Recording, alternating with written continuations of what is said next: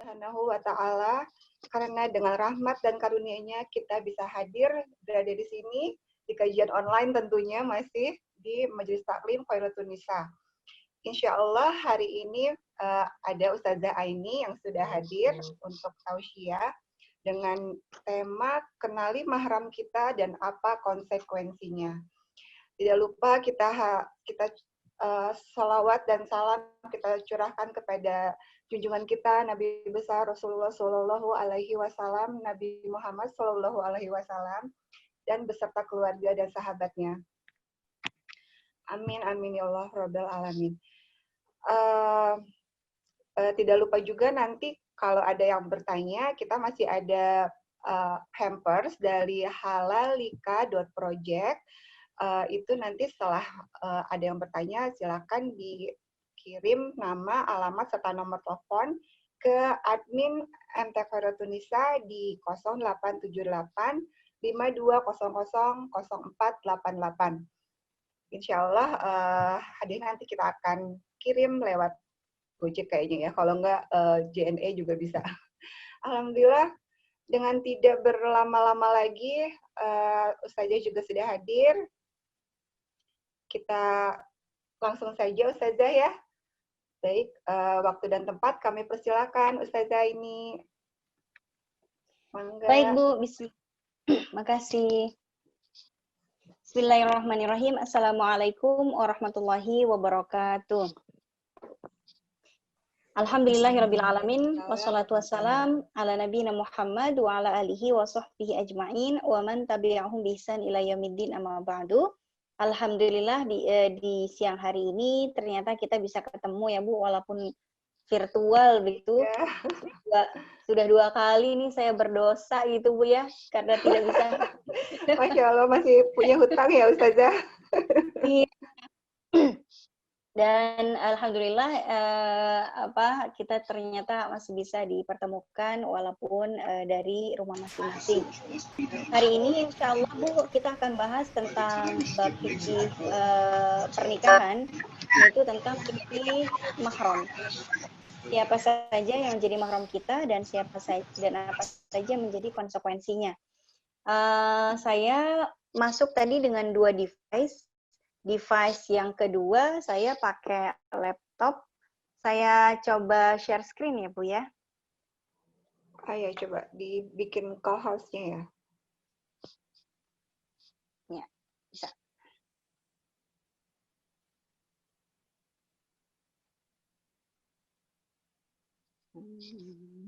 Oke.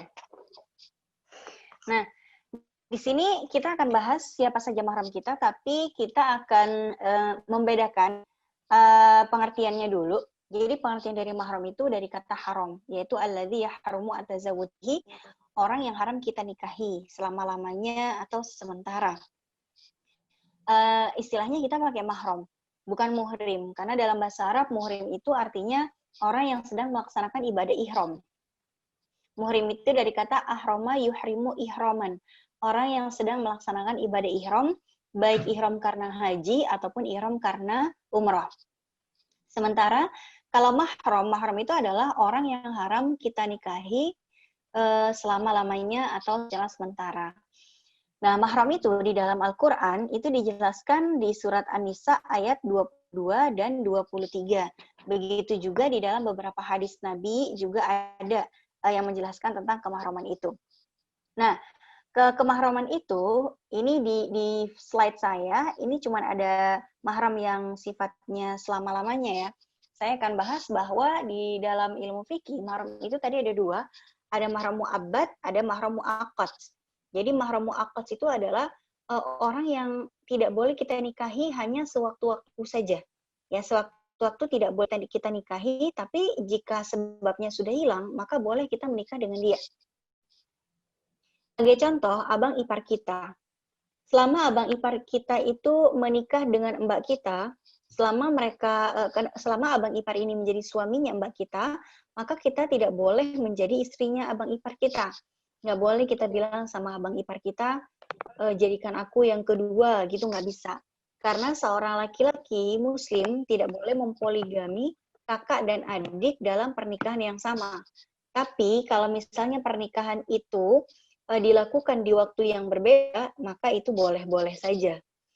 Artinya apa? Kita dengan ipar kita itu mahramnya cuman bersifat tidak hakiki, hanya bersifat sementara. Masih ada peluang di mana kita akan menjadi istrinya. Kapan? Kalau ternyata dia sudah tidak lagi terikat pernikahan dengan mbak kita. Jika misalnya mbak kita itu dicerainya, atau mbak kita meninggal dunia, maka mantan abang ipar boleh menikahi kita, gitu. Kalau orang Indonesia bilang, turun ranjang ya Bu ya.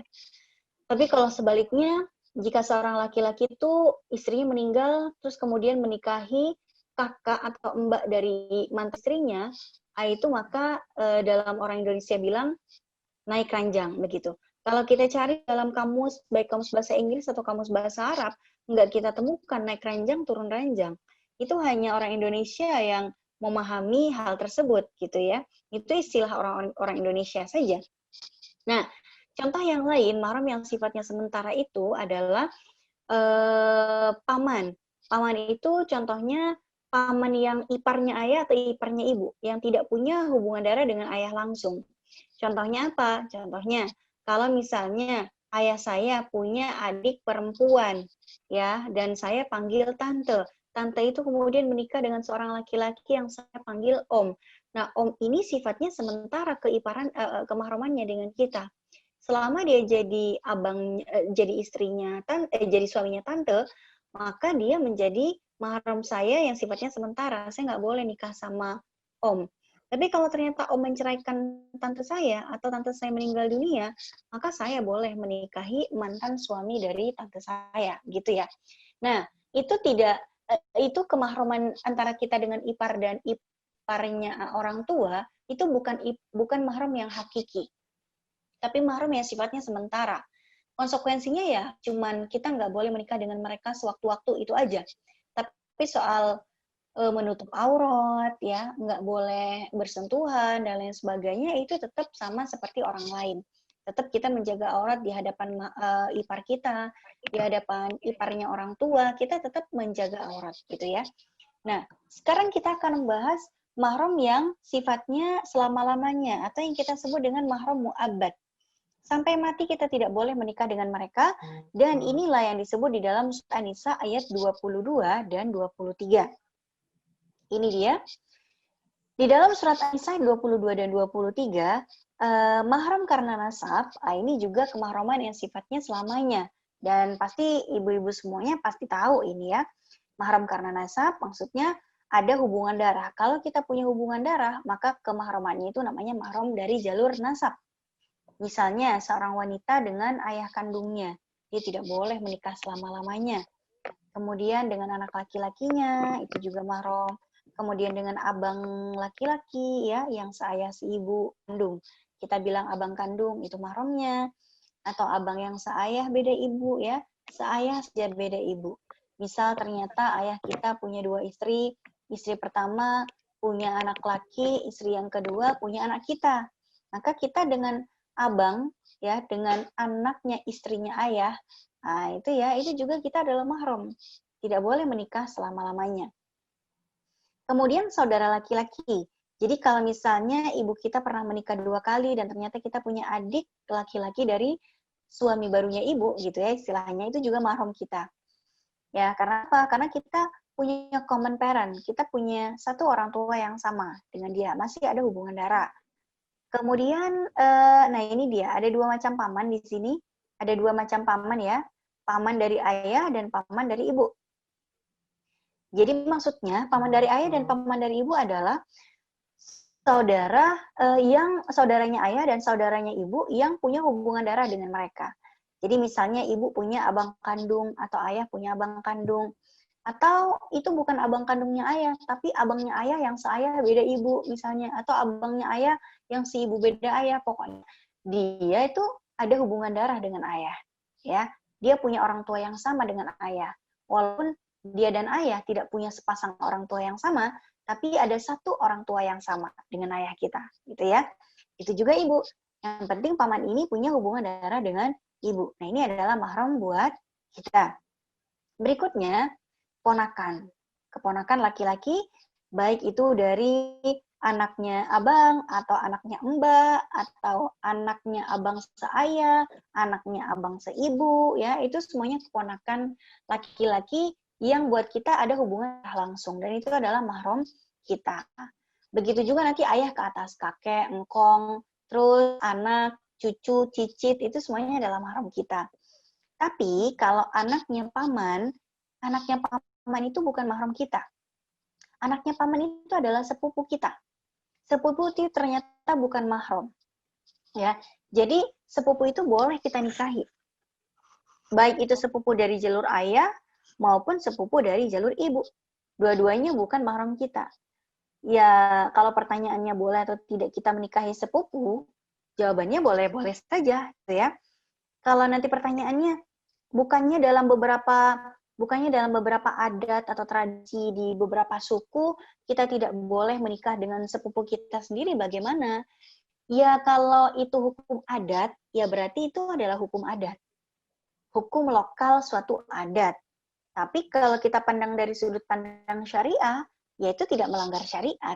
Jadi kalau misalnya nih, kalau di Minang kalau nggak salah ya, atau di Pariaman gitu kalau tidak salah, itu tidak boleh menikah dengan anaknya paman dari jalur ibu. Jadi kalau misalnya ibu mereka tuh punya abang, lalu abangnya ibu itu dipanggil paman ya, paman itu punya sepupu laki-laki. Nah itu biasanya tidak boleh menikah dengan kita sepupu itu. Kalau di Pariaman, karena sepupu dari jalur ibu itu tidak boleh dinikahi menurut aturan-aturan adat tersebut. Bagaimana hukumnya kita menikahi? Ya kalau dalam sudut pandang syariah itu tidak apa-apa. Tapi resikonya mau nggak berantem sama tetua-tetua yang ada. Nah itu. Jadi kita lihatnya dari sudut pandang hukum Islamnya sih nggak apa-apa. Tapi ya mau atau tidak mau berselisih dengan tetua-tetua yang ada di adat tersebut. Berikutnya, mahram karena pernikahan. Mahram karena pernikahan itu maksudnya orang-orang yang haram kita nikahi gara-gara kejadian atau terjadi pernikahan.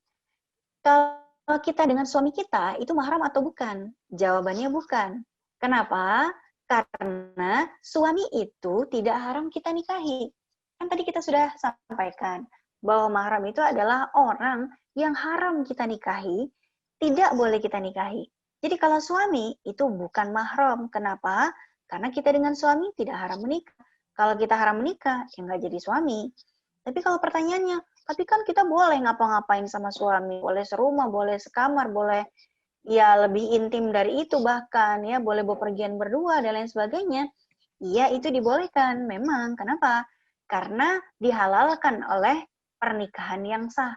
Jadi bolehnya kita berdua dengan suami bukan karena adanya kemahraman di antara kita, tapi karena ada ikatan pernikahan di antara kita. Dan suami ini adalah makhluk yang sangat sangat spesial. Dia bukan mahram, tapi kewenangannya melampaui mahram kita sendiri. Kalau ayah kita di depan ayah, nggak boleh kita memperlihatkan aurat yang sensual. Nggak boleh itu, tetap ada batasan aurat antara ayah kita dengan kita, gitu. Tapi kalau misalnya dengan suami, itu tidak ada batasannya sama sekali. Nah, maka dengan suami itu, bolehnya hanya selama diikat dengan pernikahan yang sah. Ketika ikatan pernikahan tersebut dilepas dengan perceraian, ya berarti udah nggak boleh lagi melakukan itu semua, gitu ya. Jadi intinya, pertanyaannya, suami itu mahram atau bukan? Bukan. Terus kenapa ada di layar ini? Kan kita lagi bahas mahram karena pernikahan. Oh iya, karena setelah kita menikah dengan suami kita, maka ada beberapa keluarganya suami yang akan menjadi mahram buat kita. Pertama, ayah mertua. Begitu kita menikah dengan suami kita, sejak suami kita bilang saya terima nikahnya dan kawinnya dengan mahar yang dibayar tunai, begitu ya, sejak sah menjadi suami kita, maka detik itu juga ayahnya suami itu langsung menjadi mahram kita. Dan itu sampai mati. Ya, walaupun ternyata seorang wanita itu pernah menikah 3 kali dengan laki-laki yang berbeda dan bercerai 3 kali pula, dia punya mantan mertua 3 gitu ya. Ya 3 mantan bapak mertua itu mahram semua sampai mati gitu. Jadi kalau lebaran ketemu dengan mantan suami nggak boleh cipika-cipiki. Tapi kalau ketemu dengan mantan mertua boleh cipika-cipiki. Kenapa? Karena dengan mantan mertua itu mahram, sementara dengan mantan suami itu bukan mahram. Jadi tidak boleh cipika-cipiki. gitu. Nah, itu ayah mertua. Kemudian berikutnya anak tiri laki-laki atau anaknya suami. Jadi kalau misalnya ada seorang gadis menikah dengan duda yang sudah punya anak laki-laki, maka ketika gadis ini sah menyandang status sebagai istrinya laki-laki tersebut, ya, duda tersebut, maka sejak saat itu anak laki-lakinya si suaminya langsung menjadi mahram. Jadi dalam syariat Islam, ibu tiri dan anak tiri itu adalah mahram ya, yang statusnya sampai mati menjadi mahram. Jika suatu saat misalnya si suaminya meninggal dunia, tapi anaknya suami mau ikut sama dia gitu ya, ini anak tiri, tapi lebih lengket sama ibu tirinya daripada ibu kandungnya. Ah, mau ikut ibu tiri aja ah, boleh atau tidak? Boleh, kenapa? Karena ibu tiri sama anak tiri itu sejatinya sama aja kayak ibu kandung dan anak kandung gitu ya. Karena udah ada kemahraman sampai mereka tidak boleh menikah, mereka boleh memperlihatkan aurat, boleh berduaan, boleh tinggal serumah, dan lain sebagainya, sudah tidak ada masalah. Baik, berikutnya, nah ini dia nih. Kalau misalnya ibu kita menjanda, lalu ibu kita menikah lagi dengan laki-laki lain yang kita panggil ayah sambung ya, bapak sambung atau bapak tiri, ini adalah mahram kita juga. Jadi bapak tiri, putri tiri, ibu tiri, anak tiri, itu adalah mahram sampai mati. Kemudian berikutnya, siapa lagi yang menjadi mahram karena pernikahan? Seorang wanita ketika dia punya anak perempuan dan anak perempuannya menikah dengan seorang anak laki-laki yang dia sebut sebagai menantu. Menantu itu adalah mahram. Ya, jadi kalau nanti kita ibu punya anak perempuan, lalu anak perempuan kita menikah dengan seorang laki-laki yang kita sebut menantu, menantu itu mahram. Jadi suatu saat misalnya anak perempuan kita meninggal dunia, tapi menantu kita atau suaminya anak kita pengen tetap tinggal di rumah kita sebagai ibu mertuanya, boleh nggak ibu mertua sama menantunya tinggal serumah gitu berdua? Itu nggak ada masalah. Kenapa? Mereka mahram sampai mati, nggak ada masalah gitu ya. Kecuali kalau dikhawatirkan timbulnya fitnah dan lain sebagainya, ya mungkin itu menjadi pertimbangan yang berikutnya gitu ya. Tapi pada dasarnya tidak ada larangan mertua dan menantu tinggal serumah gitu. Nah, ibu-ibu semuanya, ini adalah mahram karena pernikahan itu cuma 4. Cuma ayah mertua, anak tiri, kemudian menantu, kemudian ayah sambung. Itu adalah mahram buat kita. Nah, itu kan di tengah-tengah ada wanita tuh, wanitanya tuh kita maksudnya. Nah, kemudian kalau sesama anak bawaan gimana? Ini kan tadi kita sampaikan ya, ada janda punya anak perempuan. Janda bawa anak perempuan. Menikah dengan duda punya anak laki-laki. Nah, kalau janda dan duda ini menikah, masing-masing saling membawa anaknya tinggal di dalam satu rumah, apakah anak bawaan masing-masing itu mahram? Kalau anak tersebut dengan orang tua tirinya, iya mahram. Ya, karena orang tua tiri dengan anak tiri itu kan mahram. Tapi pertanyaannya, sesama anak bawaan itu mahram atau bukan? Jawabannya bukan. Karena mereka terlahir dari ayah dan ibu yang berbeda. Tidak ada hubungan darah, tidak ada hubungan musyawarah. Pernikahan kedua orang tuanya tidak lantas menjadikan mereka itu sebagai mahram, gitu ya. Jadi sesama anak bawaan walaupun mereka tinggal satu rumah, ya mereka bukan mahram, gitu ya. Nah, kalau misalnya gara-gara tinggal di satu rumah, terus mereka jatuh cinta, gimana? Mereka mau nikah, boleh atau tidak? Boleh-boleh aja. Dari awal juga mereka mau nikah di hari yang sama dengan orang tuanya juga nggak apa-apa, gitu ya. Misalnya nih, si duda sama si janda, mereka jatuh cinta pengen nikah. Begitu ta'aruf, masing-masing bawa anaknya, gitu kan.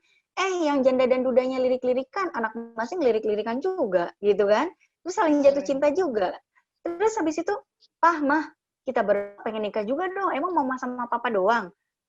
Emang mama doang yang mau nikah sama om itu? Terus kata yang sana, emang papa doang yang mau nikah sama tante itu? Aku juga mau dong nikah sama anaknya tante itu, gitu. Boleh nggak? Boleh. Kalau perlu, di satu pelaminan yang sama, satu gedung yang sama, undangannya sama, cateringnya sama, jadi hemat juga ibu ya. Paket hemat gitu, boleh-boleh aja. Nah, kalau misalnya si duda itu ternyata punya ayah yang menduda, si janda itu punya ibu yang menjanda, ya. Jadi ayah dan ibu masing-masing itu kan adalah apa? Statusnya besan ya. Besan itu juga bukan rom. Sesama besan mau nikah nggak apa-apa juga. Jadi satu pelaminan 3 generasi ya. besan, duda janda, anak bawaan masing-masing, 3 pasang sekalian IO-nya dibarengin aja gitu ya, nggak ada masalah juga gitu. Kenapa? Karena mereka bukan mahram. Jadi sesama anak bawaan ya tetap mereka harus menjaga jarak walaupun tinggal serumah. Anak bawaan boleh nggak tinggal serumah ya, boleh-boleh saja gitu. Kenapa? Toh kita di rumah kita juga ada pembantu, ada supir, ada tukang kebun yang juga tinggal serumah dengan kita. Yang penting kan jaga jaraknya, jaga auratnya, dan lain sebagainya. Baik, nah itu tentang mahram musohar. Kemudian berikutnya, mahram karena persusuan. Nah, ini yang sangat penting dan jarang sekali dibahas. Jadi biasanya di dalam seminar-seminar parenting, itu biasanya disebutkan betapa pentingnya memberikan ASI kepada bayi. Tapi mereka missing atau men-skip satu poin yang sangat penting. Kalau misalnya ada anak bayi yang disusukan oleh perempuan yang bukan ibunya, maka akan terjadi yang namanya mahram persusuan. Gitu. Nah, mahram persusuan ini sangat penting untuk dibahas. Kenapa? Karena jangan sampai anak kita nanti dewasa, dia tidak tahu mahramnya sendiri. Ternyata dia satu kampus dengan abang persusuannya. Lalu jatuh cinta, lalu hampir menikah, nggak jadi nikah gara-gara ternyata ketahuan mereka saudara persusuan, gitu ya. Nah, kita akan bahas di sini.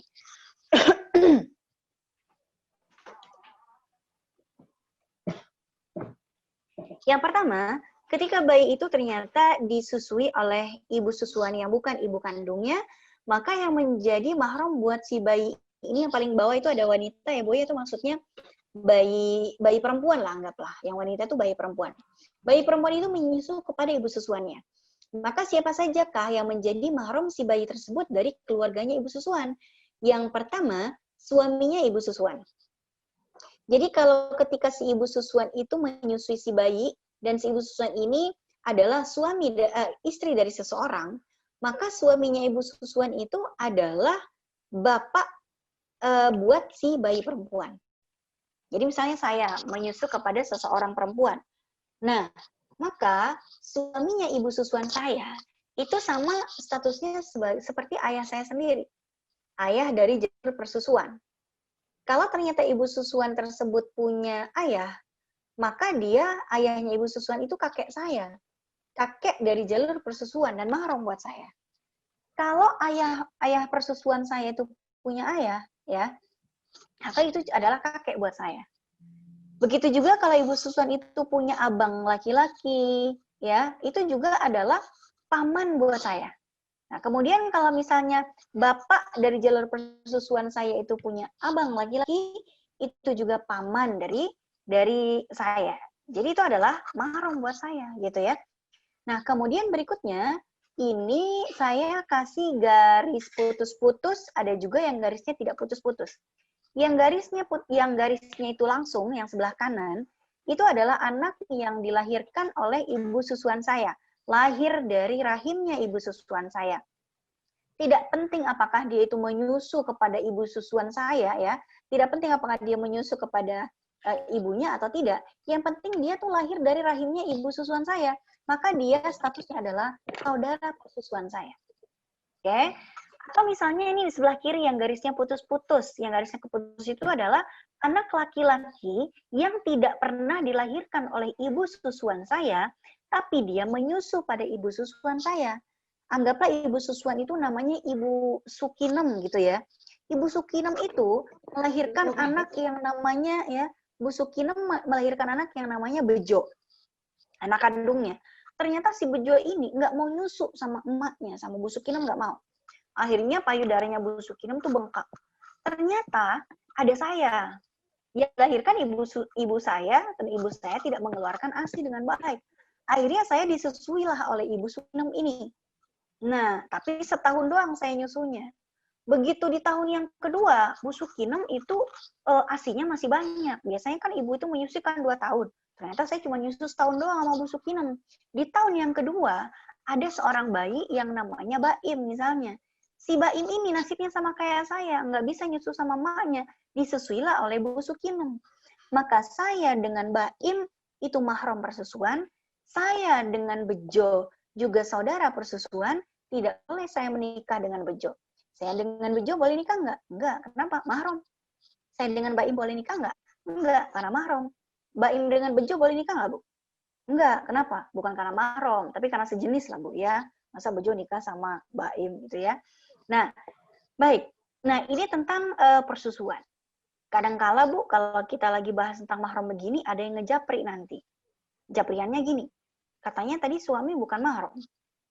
Gimana kalau seorang suami itu terminum ASI istrinya? Jadi mahram apa enggak? Gitu ya. Misal nih, ada seorang perempuan atau seorang ibu lagi nyusuin anak, ternyata payudaranya udah bengkak karena anaknya nyusunya cuma dikit. Akhirnya si ibu ini memerah ASINya di dalam botol, taruh di kulkas, dikulkasin. Suaminya pulang, melihat ada susu di dalam botol di kulkas seger banget, diminum. Terus kata si ibu, "Papa, itu kan ASINya mama, kok diminum?" Terus apa kata papanya? "Wah, kalau begitu saya anak susuanmu, mah. Dan engkau adalah ibu susuanku," gitu nggak sih? Jadi marah nggak sih mereka berdua?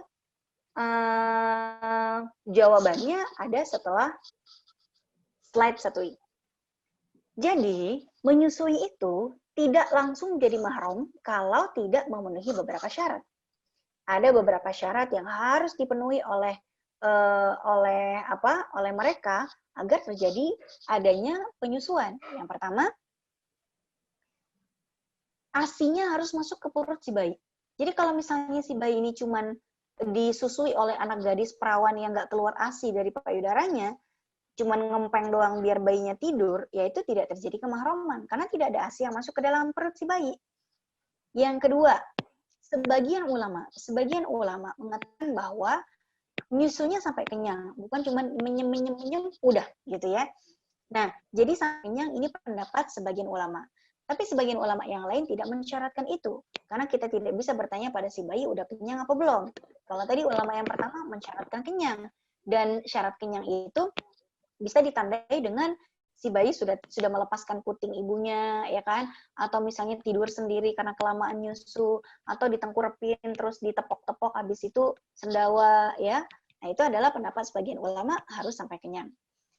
Yang ketiga, mayoritas ulama, ya termasuk di dalam ulama dari mazhab Syafi'i, berpendapat bahwa menyusu itu yang menjadikan kemahraman adalah menyusu sampai khamsu radha'atin, 5 kali penyusuan. 5 kali penyusuan itu bukan 5 kali menghisap, tapi 5 kali di waktu yang berbeda. Misal, pagi nyusu, habis itu ntar siang nyusu, terus sore nyusu, malam nyusu, tengah malam nyusu, udah 5 kali. Nah, itu baru terjadi kemahraman. Tapi kalau sekali minum doang, walaupun sebotol, gelek 180 mili, baru sekali minum gitu ya, nah itu status baru 1 kali penyusuan. Jadi minimal 5 kali. Jadi kalau misalnya ada anak bayi gitu yang nangis-nangis gitu ya, ibunya malah sibuk belanja gitu, terus disusuin sama orang, baru sekali 2 kali disusuin, nah itu belum terjadi kemahraman antara si bayi dengan si ibu yang nyusuin. Nah, kenapa? Ya terjadi kemahramannya kalau sudah 5 kali penyusuan minimal. Yang kelima, usia bayi yang disusui itu maksimal 2 tahun. Jadi, kalau misalnya bayinya itu di atas 2 tahun hijriah, maka tidak menyebabkan kemahraman. Jadi, maksimal usia bayi berapa, Bu? 2 tahun, bukan 32 tahun. Jadi, kalau pertanyaannya, kalau suami minum ASI istrinya, jadi mahramnya atau bukan? Jadi mahram istrinya atau bukan? Harus cerai atau enggak? Tidak. Kenapa? Ya, karena usia suaminya tidak mungkin baru 2 tahun. Jadi silakan saja, tidak ada konsekuensi apapun ketika seorang suami terminum ASI istrinya. Baik, sebelum kita melangkah berikutnya ke tentang konsekuensi hukum terkait mahram, ya, mungkin ada pertanyaan dari ibu-ibu, silakan. Oh ya, Ibu Bu Maiti, saya punya waktu sampai jam berapa, Bu, menyampaikan materinya? Biasanya 13.30, mungkin jam 2:30 ya? 14.30. 14.30 baru dibuka pertanyaan atau sekarang dibuka pertanyaan, dijawab terus lanjutin materi? Kita buka pertanyaan ini jam 15 menit lagi mungkin. Oke. Atau kalau sudah selesai materinya bisa langsung, Ustazah? Materinya masih ada, masih lumayan banyak. Mau pertanyaan dulu apa nanti saja? Mungkin 2.30 kita buka pertanyaannya ya. Oke, enggak, ini 15 menit lagi boleh dibuka? Saya lihat di Boleh. chat room Ini sudah banyak mulai, sih yang bertanya, Ustazah. Iya, saya tadi ngintip di chat room kok udah 8 chat Sudah banyak. 8 chat yang masuk ya. Oke, Saya baik. bacakan saja sekarang. Boleh. Oke, baik. Ini saya stop share dulu aja. Ya. Oke, baik. Kita mulai pertanyaannya dari Mbak Ibu Nirmala. Assalamualaikum, mau nanya, saya pernah dengar kalau kita pergi naik kendaraan online itu nggak boleh berdua saja dengan supirnya. Itu gimana Ustazah hukumnya? Oh iya. Satu-satu dulu mungkin ya. Ya baik. Jadi gini, memang kan kita tidak boleh berkholwat dengan orang yang bukan mahram, ya kan? Nggak boleh berkholwat. Berkholwat itu Bu maksudnya berdua-duaan yang dikhawatirkan timbulnya fitnah. Nah kalau misalnya kita dengan dengan supir online, jika memang tidak dikhawatirkan terjadi fitnah apapun, ya kan? Itu pun juga buka di tempat yang sepi, itu juga di jalanan. Kalau Ibu khawatir apa-apa, buka aja kacanya, ya. Nah, yang tidak diperbolehkan tuh misalnya kita berduaan dengan orang yang kita kenal, padahal bukan mahram kita, udah tahu dia naksir kita, berduaan, ya, pacaran, apa segala macam, nah itu. Nah, kalau misalnya bukan di atau misalnya masuk bioskop, mojok gitu kan, berdua di gelap-gelapan, nah itu yang dikhawatirkan. Jadi kalau misalnya satu mobil, kita punya supir pribadi misalnya ya, kita juga bukan di tempat yang sepi, tapi di tempat apa? Di tempat yang ramai. Nah, kalau misalnya Ibu dikhawatirkan, takut dosa nih, takut kholwat gitu kan, pas saja kacanya. Kecuali kalau mungkin di jalan tol misalnya ya, itu ditutup. Nanti kalau bukan di jalan tol, jadi buka lagi saja untuk menghindari adanya kholwat. Jadi sebetulnya kholwat itu berdua-duaan dengan yang bukan mahram, dengan tujuan untuk melakukan maksiat dan dilakukannya di tempat yang sepi, jauh dari kerumunan orang lain. Tidak masalah ya? Insya Allah. Insya Allah. Baik, ini ada lagi dari Mbak Yanti Indrasari. Assalamualaikum Ustazah, kategori anak menjadi saudara sepersusuan itu bagaimana? Anak saya sempat minum susu adik ipar saya. Mohon penjelasannya, terima kasih. Ya, kalau kita yang sudah kita sampaikan kriterianya, anak Ibu nyusunya berapa kali ke adik iparnya Ibu, ya kan? Kalau misalnya ternyata sudah 5 kali penyusuan, ya berarti anaknya Ibu laki-laki apa perempuan tadi ya? Anggaplah misalnya anaknya Ibu anak laki-laki deh misalnya ya. Kalau anaknya Ibu adalah laki-laki dan ternyata sudah 5 penyusuan ya, dan ternyata waktu nyusu itu usia anak Ibu itu di bawah umur 2 tahun, berarti anak Ibu langsung jadi mahram dengan adik iparnya Ibu. Ya, jadi dia dengan ibu susuannya menjadi mahram. Terus dia dengan anak-anak dari adik ipar Ibu menjadi mahram. Berarti dia dengan sepupunya sendiri jadi mahram. Kenapa? Karena dia nyusu kepada bibinya, kepada ibu dari sepupu-sepupunya. Jadi mahram. Yang tadinya sepupu itu bukan mahram, tapi karena misalnya nih saya nyusu kepada siapa? Kepada bibi saya. Nah, anak-anaknya bibi saya ya, itu akan menjadi mahram buat saya. Pun pada dasarnya dia itu sepupu saya, harusnya bukan mahram. Tapi karena saya menyusu kepada ibunya dia, ya berarti mahram buat saya. Itu kalau misalnya syarat-syarat tadi sudah dipenuhi. Kalau ternyata anak ibu baru disusuin sekali 2 kali oleh adik ipar ibu, ya berarti belum memenuhi syarat. Makanya tadi ada 4 syarat yang sudah saya sampaikan. Pertanyaan berikutnya, Ibu, silakan. Berikutnya ada dari Mbak Bella. Assalamualaikum Ustazah, Afwan ingin bertanya, batasan aurat wanita terhadap ayah yang non-muslim? Jika ada, mohon penjelasannya Ustazah, jazakillah khair. Batasan aurat antara ayah kita yang muslim ataupun non-muslim itu sama saja. Ya, dan tidak ada larangan kita membuka sebagian aurat kita di hadapan ayah kita yang non-muslim. Dari mana kita tahu? Dari apa yang pernah Rasulullah SAW lakukan ketika istri beliau yang bernama Ummu Habibah Ummu Habibah ini adalah putri dari Abu Sufyan bin Harb. Jadi ketika itu Abu Sufyan belum masuk Islam. Ternyata beliau itu mengunjungi anaknya, ya, yaitu Ummu Habibah. Yang ketika itu Ummu Habibah udah jadi istrinya Nabi. Nah, begitu Nabi masuk ke rumahnya Ummu Habibah, Nabi lihat Ummu Habibah lagi berbincang-bincang dengan Abu Sufyan tanpa pakai hijab. Dan ternyata Nabi mendiamkan, ya. Nabi mendiamkan, tidak menegur dan tidak melarang. Nah, ini yang disebut dengan sunnah takririyah. Sunnah takririyah itu adalah perbuatan Nabi yang tidak melarang tapi juga tidak memerintahkan.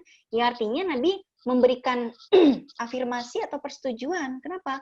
Seandainya itu tidak diperbolehkan, maka Nabi pasti akan berkata kepada Ummu Habibah, wahai Ummu Habibah, pakailah hijabmu karena ayah kamu non-muslim.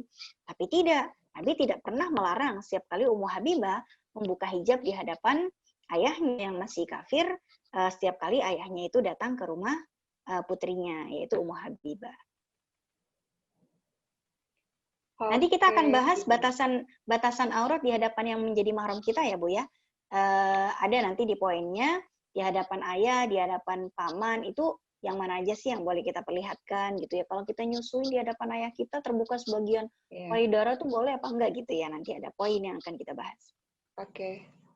Siap Ustazah. Satu lagi ya? Boleh? Mungkin tadi Mbak Nabila Putri. Dari Novi. Bismillah, Assalamualaikum Ustazah. Jika saya punya adik laki-laki dan saudara ibu sepersusuan saya punya anak perempuan, apakah mahram anak perempuan ibu persusuan dengan adik laki-laki saya? Jazakillah khairan. Sebentar. Ini pertanyaan yang mana nih Bu? Kok agak ribet tadi pertanyaannya? Sebentar. Jadi pertanyaan dari tadi Mbak Novi. Ya, Mbak Novi. Jika saya punya adik laki-laki dan saudara ibu sepersusuan, saya punya anak perempuan.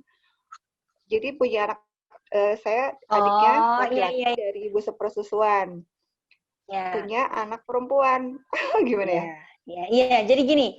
Jadi saya itu menyusu kepada ibu susuan saya, ya. Oh iya, dan terus dia punya anak perempuan ya. Ya. Jadi misalnya saya punya adik laki-laki nih, Bu. Sedangkan ibu susuan saya punya anak perempuan. Apakah adik laki-laki saya ini mahram dengan anak perempuannya ibu susuan saya? Jawabannya enggak.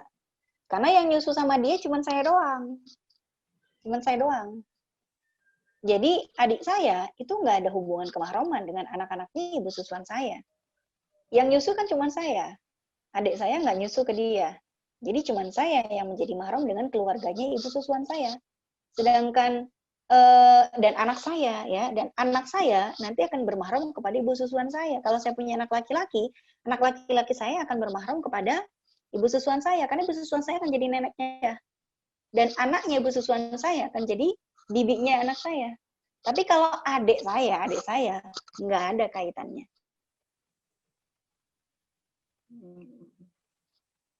Jadi kalau misalnya adik saya mau menikahi anak perempuan dari ibu susuan saya, nggak ada masalah. Karena tidak ada kemahraman di antara mereka. Oke. Sekarang sudah cukup mungkin ya, Ustazah? Apa mau lanjut? Masih ada 2 lagi sih. Masih ada 3. Habisin aja, Bu. Saya lebih suka memperbanyak tanya jawab sebetulnya. Karena kalau tanya jawab kan tidaknya kita tahu apa yang dibutuhkan jamaah. Takutnya nanti saya membahas apa-apa yang kalau ternyata tidak boleh juga mungkin dibuka ininya ya, di-unmute ya kalau mau bertanya langsung ya Ustazah ya. Iya, boleh. Silakan. Biar lebih jadi hidup. Nanti kalau ada jadi nggak berdua aja yang ngobrol. Iya, nggak apa-apa. Jadi kalau Ibu ada yang mau bertanya langsung, silahkan. Jika ada yang mau bertanya langsung, boleh langsung dibuka saja mic-nya. Kalau tidak, saya bacakan lagi dari Mbak Nabila. Bismillah, Assalamualaikum Ustazah. Saya mau bertanya, apakah anak sepupu laki-laki kita juga bukan mahramkah? Jazakillah khairan. Anak sepupu kita? Anak sepupu laki-laki kita. Mau bertanya apakah anak sepupu laki-laki, jangankan anaknya sepupu, Bu. Sepupu kita aja bukan mahram kita loh. Iya, Jadi aja bukan ya. sepupu kita saja sudah bukan mahram, apalagi anaknya dia lebih nggak mahram lagi gitu ya. Jadi bukan mahram.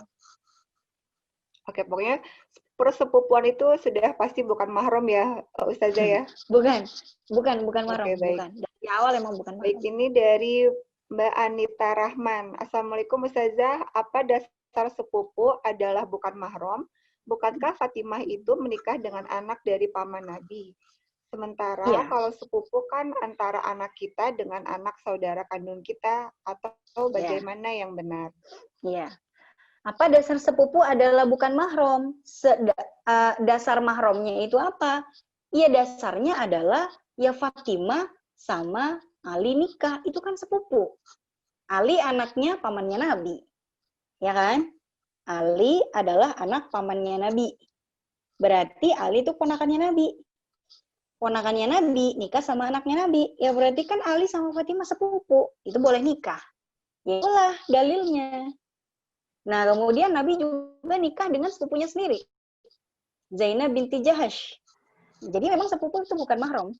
Jadi Fatimah sama Ali itu sepupu, boleh nikah. Terus Nabi sama Zainab binti Jahash itu juga sepupu, boleh nikah boleh nikah. Jadi bukan mahram itu maksudnya boleh nikah. Jadi kalau tadi pertanyaannya Bu Anita, tidak boleh terbuka aurat ya Ustazah? Oh iya, Dengan kan namanya bukan mahram. Kalau bukan mahram itu artinya tidak boleh terbuka aurat, tapi boleh nikah. Jadi jangan sampai rancu. Hah? Nah, itu dia betul. Nah, itu dia. Jangan sampai gini, Bu. Bukan mahram berarti jadi nggak boleh nikah. Oh, enggak.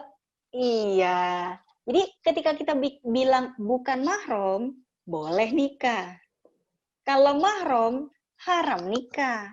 Karena mahram itu dari kata haram. Haram nikah, itu namanya mahram. Kalau bukan mahram berarti enggak haram nikah. Gitu.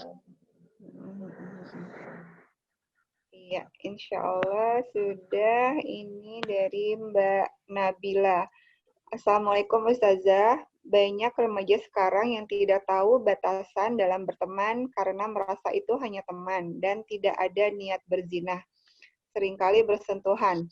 Maka itu jadi terbiasa. Solusinya bagaimana? Kadangkala perbuatan dosa bukan karena dari diniatkan, tapi karena ada kesempatan gitu. Jadi misalnya, biasalah temenan, orang dia teman saya, ini berduaan, nggak ada batasan, ngerjain PR berduaan, di kos-kosannya, apa segala macam. Nah, dari peluang-peluang dosa inilah nanti dihembuskan oleh syaitan untuk melakukan perbuatan yang tidak diperbolehkan gitu. Jadi tetap harus sesuai dengan aturan syariat.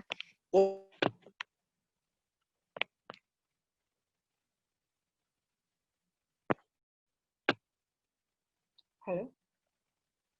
Suaranya tidak kedengaran. Oh, sudah ya Ustazah. Sebentar, suaranya hilang. Ada lagi dari Mbak Risa Kamilia. Afwan, Ustazah izin bertanya, Afwan kalau sudah dibahas, mungkin saya terlewat, apakah batasan aurat kita terhadap adik atau kakak laki-laki dari suami dan juga sepupu laki-laki kita? Apakah boleh rambut kita terlihat mereka? Jazakillah khair.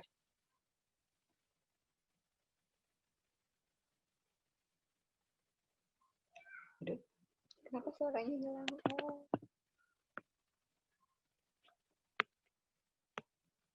Maaf, ini kenapa suara aku hilang?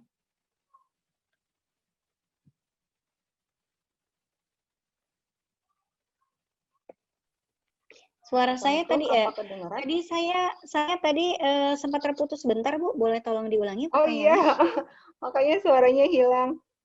Sebentar, kita baca lagi yang dari Barisa. Afwan Ustazah, izin bertanya. Afwan kalau sudah dibahas, mungkin saya terlewat. Apakah batasan aurat kita terhadap adik atau kakak laki-laki dari suami dan juga sepupu laki-laki kita? Apakah boleh rambut kita terlihat mereka? Jazakillah khair. Baik, saya akan bahas tentang batasan aurat ya Bu ya antara kita dengan mahram kita.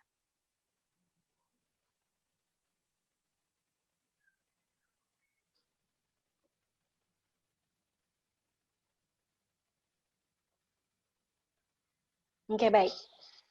Jadi antara kita dengan mahram kita, saya akan bahas antara kita dengan mahram. Kalau misalnya antara kita dengan yang bukan mahram, misalnya antara kita dengan orang tidak dikenal, begitu kan biasanya kita bahas ya, aurat kita adalah seluruh tubuh kecuali wajah dan tangan sampai pergelangan tangan. Tapi kalau misalnya aurat kita dengan mahram kita sendiri bagaimana? Misalnya kita dengan ayah kita, dengan abang kita, itu batasan auratnya seperti apa? Nah, di sini para ulama berbeda pendapat karena kenapa para ulama berbeda pendapat? Karena tidak disebutkan baik di dalam Al-Quran atau hadis secara eksplisit yang jelas membahas sedetail itu. Maka di sini tadi di surat An-Nur 31, di sini dijelaskan jangan menampakkan perhiasan kecuali pada mahram-mahram kita dan kepada suami kita, pada mahram kita gitu ya. Nah, di sini para ulama nanti membuat pengertian yang berbeda tentang kata zitahunna, perhiasan. Kalau kata madzhab Hanafi, maksudnya perhiasan itu adalah anggota tubuh yang terbiasa dipakaikan perhiasan. Nanti kalau misalnya kata madzhab yang lain, maksudnya perhiasan itu ya sesuatu yang biasa nampak.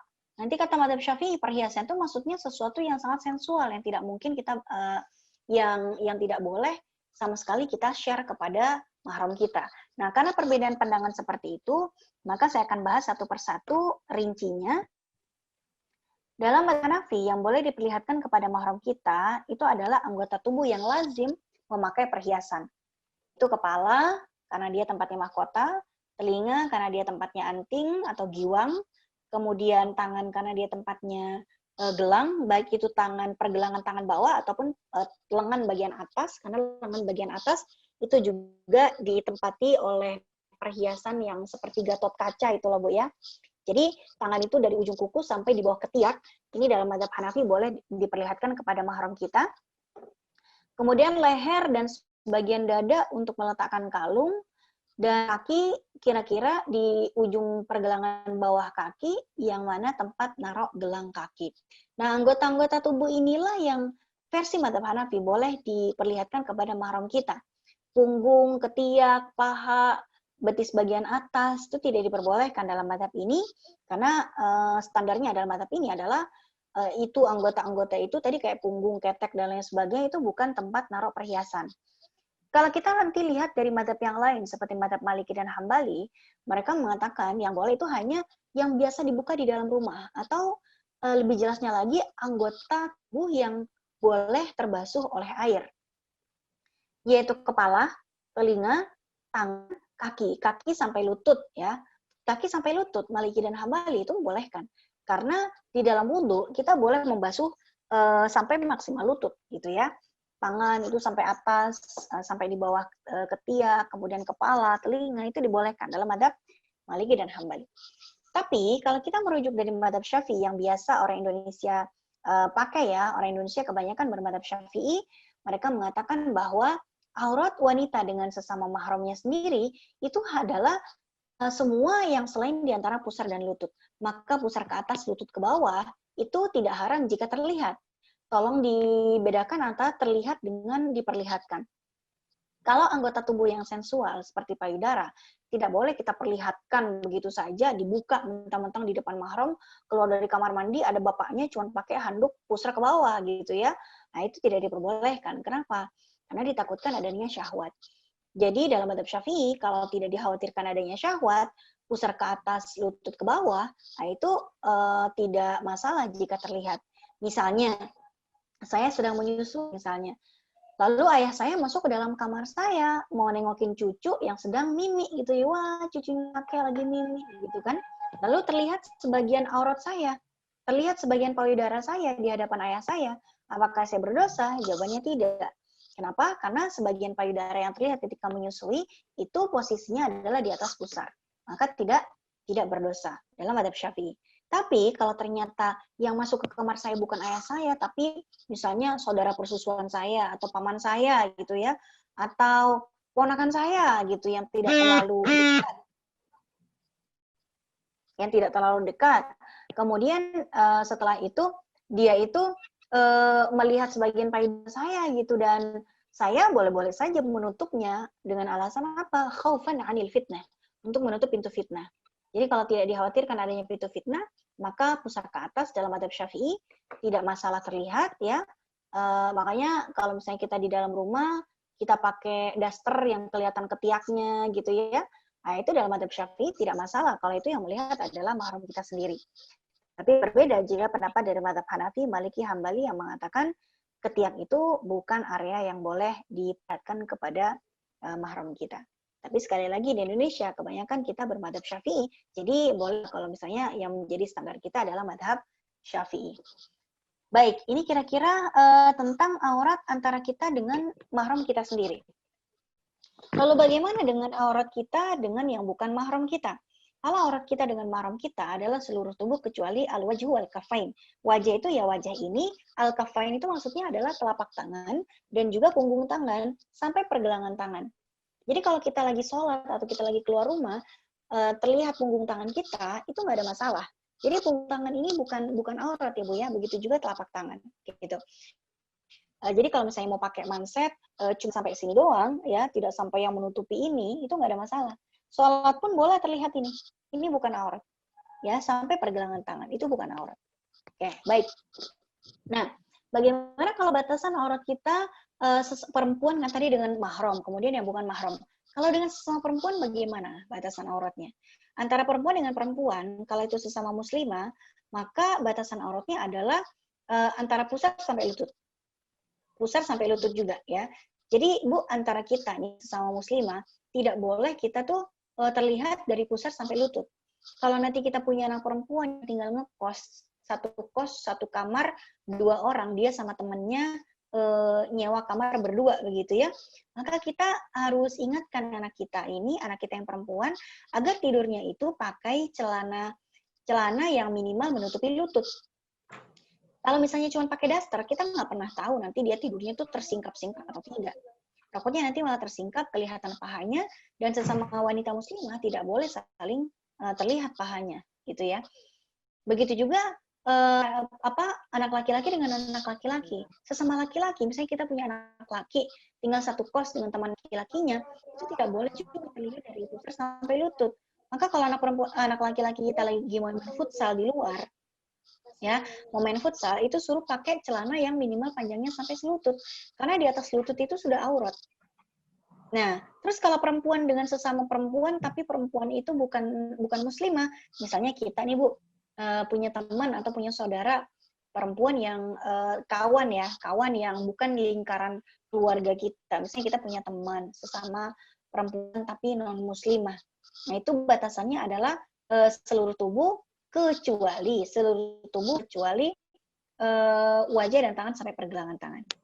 Ya, kalau yang bukan keluarga inti. Kalau misalnya kita dengan mahram kita laki-laki, atau misalnya kita dengan perempuan, tapi satu level dengan mahram kita, misalnya gini, kita dengan ayah kita yang non-muslim, misalnya kita punya ayah non-muslim, boleh terlihat rambut. Maka dengan ibu kita, walaupun ibu kita non-muslim, boleh terlihat rambut. Tapi kalau misalnya orang yang tidak satu level kedudukannya dengan mahram kita, seperti cuma teman, sahabat, tetangga, begitu, itu tidak boleh terlihat rambut kita. Yang boleh terlihat hanya wajah sama tangan sampai pergelangan tangan. Kira-kira bisa dipahami atau bagaimana tadi yang bertanya Ibu? Iya, mungkin memang agak membingungkan, tapi harus dibaca ulang aja. Ini. Oke. Jadi daripada bingung, saya jelaskan satu madhab saja ya Bu ya. Pokoknya kalau kita dengan mahram kita, batasan auratnya yang nggak boleh terlihat dari pusar sampai lutut.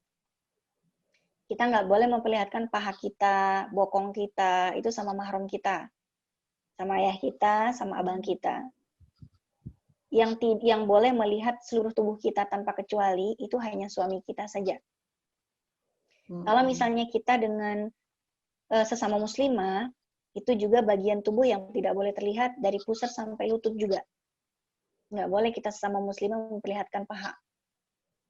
Tapi kalau misalnya kita di hadapan perempuan yang bukan muslimah, itu seluruh tubuh, kecuali wajah dan tangan sampai pergelangan tangan.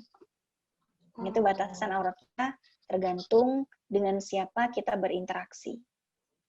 Oh, oke. Alhamdulillah sih. Cukup. Ini ada lagi Ustazah. Ya. Pertanyaannya dari Ibu Alula. Assalamualaikum Ustazah, kalau anaknya kakak atau anaknya adik berarti ponakan ya? Itu mahram apa bukan? Iya, itu mahram. Ponakan kandung itu mahram. Anaknya kakak, tapi anaknya kakak dan anaknya ibu itu ya. Jadi anaknya saya, anak kakak saya misalnya punya kakak. Anaknya kakak saya itu mahram buat saya. Tapi kalau anaknya ipar itu bukan mahram. Misal suami saya punya adik. Itu kan ada ipar saya tuh. Ada ipar saya punya anak.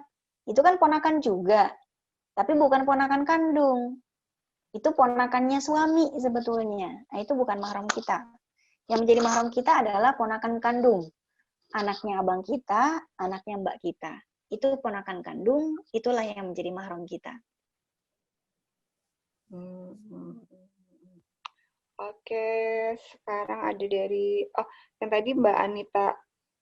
Ustazah Afwan, berarti anak kita dengan anak saudara kandung kita itu bukan sepupu ya? Yang dimaksud sepupu itu siapa ya, Ustazah? Ya sepupu anaknya kita sama anaknya mbak kita itu sepupu. Ponakan kita sama anak kita itu sepupu. Itu sepupu. Silakan Mbak Anita kalau mau ini biar bisa langsung tektokan sama Ustazah. Saya malah nggak paham pertanyaannya. Sepupu kan seperti yang kita udah tahu. Takutnya ada yang miss. Mbak Anita boleh di unmute mic-nya, silahkan kalau ini biar lebih enak ya. Takutnya salah. Assalamualaikum. Waalaikumsalam. Salam. Ya, kan Ali itu anaknya paman ya, anaknya pamannya Rasulullah. Jadi posisinya kan Abdullah dengan Abu Thalib itu kakak beradik. Nah sementara iya. Kalau itu saya bingungnya di situ gimana? Iya benar Ibu benar. Iya, jadi Ali itu kan adik sepupunya Nabi, iya, adik sepupunya Nabi. Iya. Terus nikah sama anaknya Nabi, berarti itu bukan sepupu, iya bukan sepupu, maaf. Yang sepupu itu adalah Nabi dengan istrinya Nabi. Bukan. Tapi itu paman sama ponakan. Cuman bukan paman kandung sama ponakan kandung. Karena itu adalah paman sepupu. Jadi sepupunya ayah. Saya nikah sama sepupunya ayah. Gitu kira-kira. Nah itu nggak masalah. Bukan mahram. Jadi antara Fatimah dengan Ali itu kan ponakan sama paman. Tapi kan ponakan kandung bukan. Tapi ponakannya, tapi itu kan Ali itu bukan saudara kandungnya Nabi, tapi sepupunya Nabi. Jadi kalau saya mau menikah dengan sepupunya ayah saya, itu boleh. Misalnya ini saya Fatimahnya nih, Alinya itu misalnya sepupunya ayah saya, ya nggak apa-apa. Kan sepupunya ayah. Yang tidak boleh adalah jika Nabi punya saudara kandung, lalu Fatimah menikah dengan saudara kandungnya Nabi. Nah, itu nggak boleh. Karena ponakan sama paman kandung. Itu nggak boleh. Tapi kalau seseorang menikah dengan sepupu dari ayahnya, nah itu boleh. Seperti Fatimah dengan Ali. Kira-kira gimana, Bu Anita? Kalau contohnya begini, kalau anaknya saya dengan anaknya adik saya itu sepupu, berarti boleh gimana sih? Berarti boleh menikah? Aduh saya bingung. Boleh. Ibu punya anak, terus adiknya ibu punya anak, ya kan? Hubungan di antara mereka itu kan sepupu. Jadi posisinya itu siapa yang mau menikah, bukan posisi ibu, bukan. Tapi posisi siapa yang mau menikah. Kalau anaknya adiknya ibu, itu mahram buat ibu. Kenapa? Ponakannya ibu. Jadi ibu nggak boleh nikah sama ponakan ibu. Tapi kalau yang mau menikah bukan ibu, tapi anaknya ibu ke anaknya adiknya ibu, itu bukan ponakan, tapi sepupu. Jadi kita patokannya ke pada siapa yang mau nikah nih. Siapa yang mau menikah, itu patokannya, bukan kita patokannya. Tapi siapa yang mau nikah. Kalau yang mau nikah itu adalah anaknya ibu, maka dia boleh menikah dengan sepupunya. Siapa sepupunya dia? Ya ponakannya ibu. Tapi Meskipun ibu saudara di sini, kandung, Ustazah. iya. Walaupun saudara kandungnya siapa? Saudara kandungnya Saya. ibu kan? Iya. Iya, saudara kandungnya ibu, bukan saudara kandungnya anak ibu kan? Oh. Iya, Iya. jadi kita patokannya bukan kita patokannya, tapi siapa yang mau nikah gitu. Siapa yang mau nikah. Jadi misalnya ibu punya adik kandung. Ya. Lalu adik kandungnya ibu punya anak kan? Ya. Nah, ibu juga punya anak.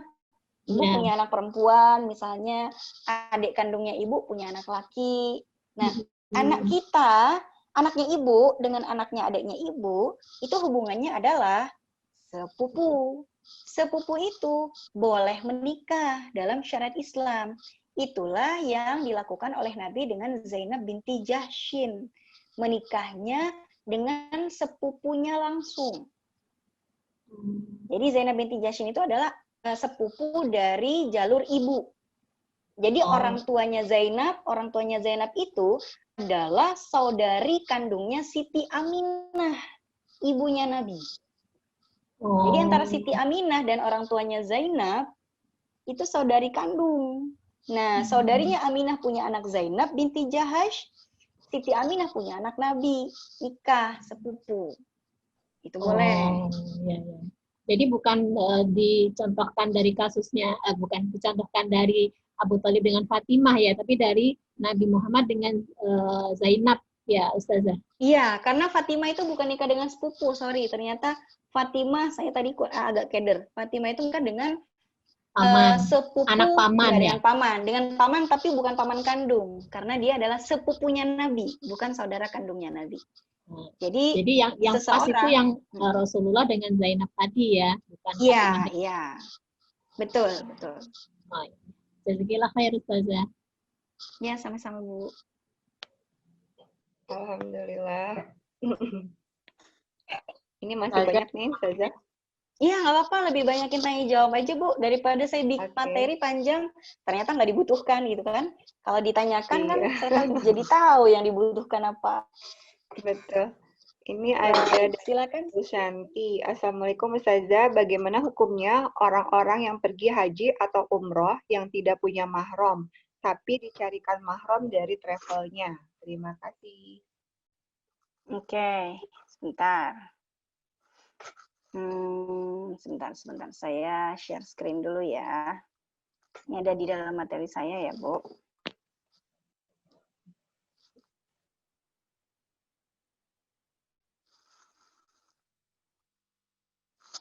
Ini ya pertanyaannya ya.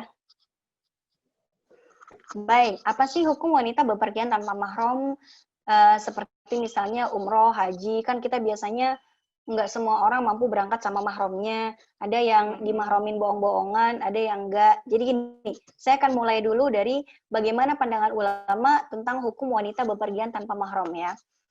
Jadi tentang wanita haji tanpa mahram, ini para ulama berbeda pendapat. Ulama dari mazhab Hambali itu mengharamkan, ya.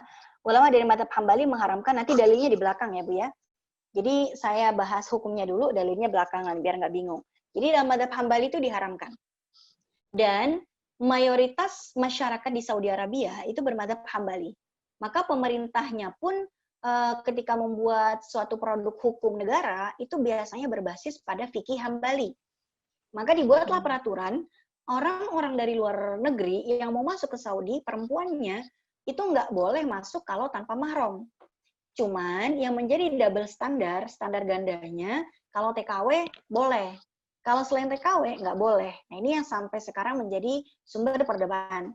Anggaplah kita tidak memperdebatkan gitu deh, karena kita tidak mau jadi TKW di sana. Kita mau jadi orang yang berhaji atau umroh. Maka kita tidak diperbolehkan masuk ke Saudi, kecuali kita membawa mahram.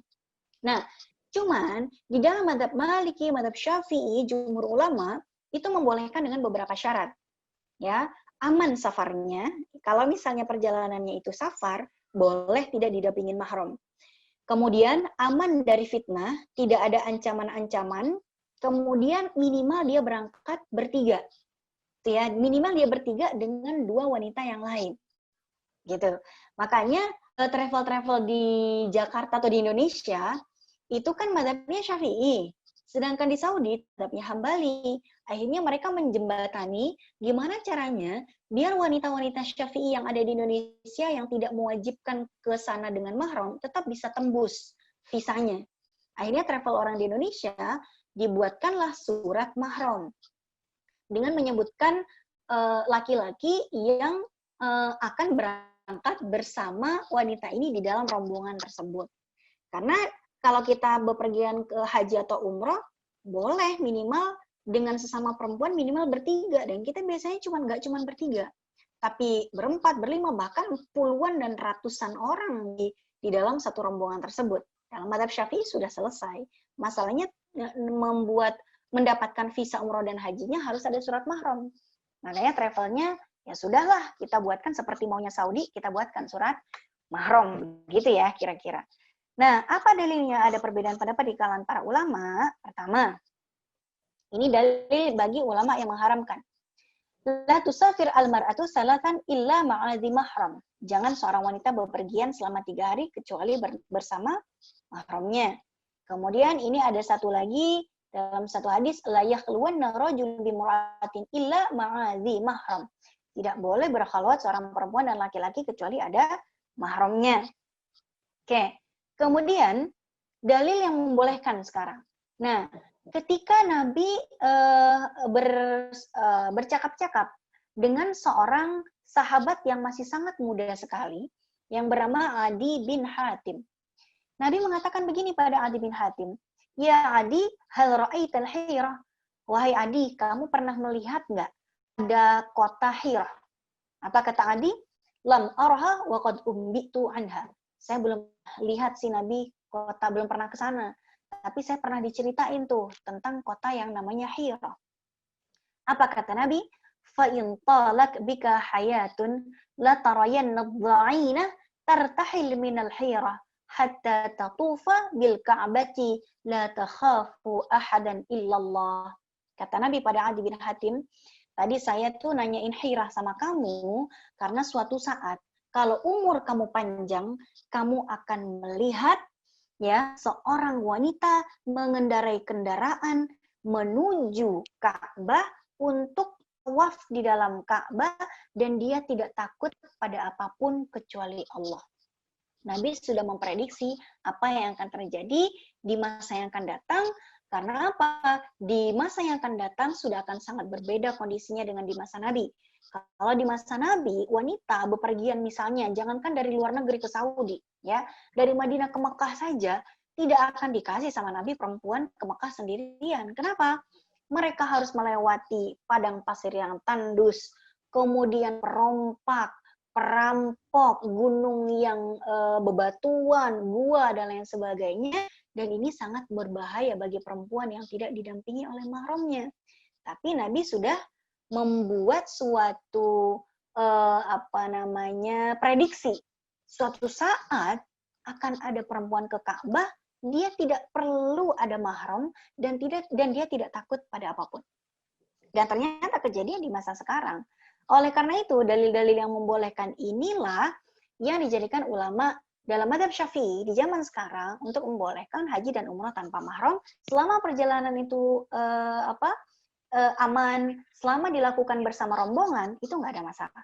Dalil yang membolehkan, yang lain ya, sepeninggal Rasulullah, ummahatul mukminin, istri-istri beliau, janda-janda beliau, mengadakan perjalanan haji dari Madinah dan Mekah sejauh 400 km ya, Madinah ke Mekah itu, bersama rombongan laki-laki dan perempuan dan tidak dibersamai oleh mahramnya. Tapi dilakukan dengan rombongan, aman, gitu ya. Fatwa kontemporer sekarang. Darul Ifta Al-Masriyah, jadi lembaga fatwa Mesir, yang isinya adalah Grand Syekh Al-Azhar, itu mereka membolehkan mahasiswi kuliah di Mesir, termasuk di Al-Azhar, tanpa ada mahram. Berbeda dengan di Saudi Arabia yang bermadzhab Hambali. Di Saudi kita, Bu, kalau mau kuliah, nggak boleh ujuk-ujuk kita datang mau daftar, mau masuk Universitas Madinah dong. Nggak boleh. Pasti ditanya, kamu punya mahram nggak di Saudi? Yang tinggal di Saudi, ada nggak? Oh, nggak punya. Nggak akan kita diterima sebagai mahasiswi. Tapi di Al-Azhar, ada ribuan mahasiswi Indonesia kuliah di sana tanpa dibersamai oleh mahramnya. Kenapa? Berangkatnya rombongan, ngekosnya serumah bareng-bareng, bahkan juga tinggal di asrama yang disediakan oleh Al-Azhar. Aman, perjalanannya pun aman. Kemudian sudah selesai. Jadi di sini ada perbedaan pendapat di kalangan para ulama. Saudi tidak membolehkan kecuali ada mahram, ya sudah, akhirnya sama travelnya dibuatkan surat mahram gitu ya. Hanya sebagai keperluan administrasi sebetulnya untuk menjembatani perbedaan mazhab antara di Indonesia yang pada umumnya bermadzhab Syafi'i dan tidak mempermasalahkan perempuan pergi haji dan umrah tanpa mahram.